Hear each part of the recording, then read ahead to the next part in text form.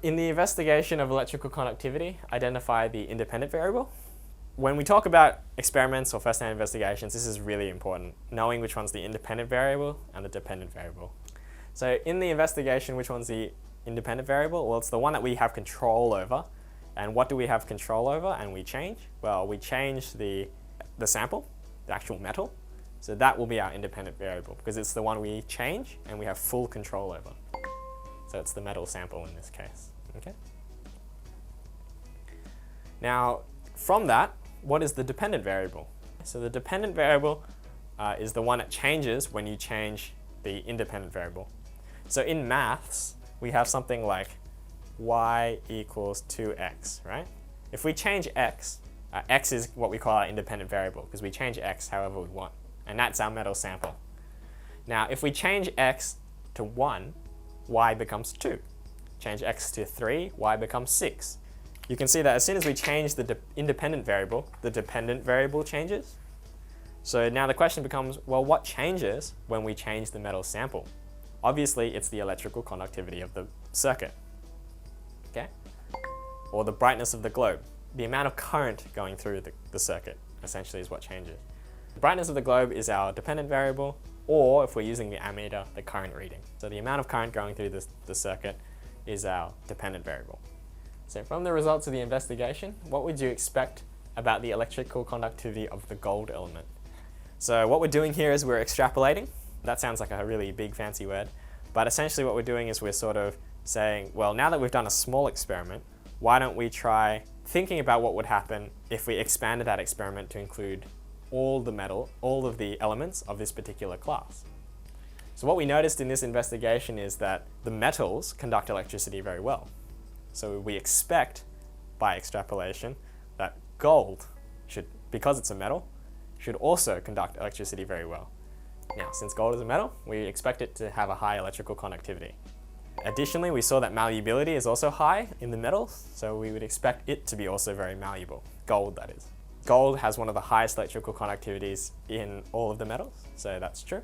And it's also really quite malleable, quite soft, easily turned into gold leaf.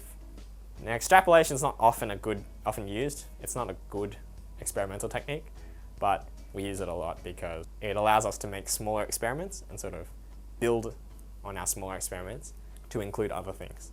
So don't try to use extrapolation as your first technique, try to use it as your last.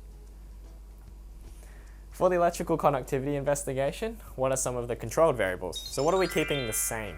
Because an experiment has to have controlled variables, otherwise it's not valid. So for instance, what I mean by that is, if I was to take a piece of copper that was, say, maybe a hair thin, like 1 hair thin, okay, piece of copper, and I was to test the electrical conductivity of that, and I compared it with something like maybe iron, and I had an iron wire that was this thick.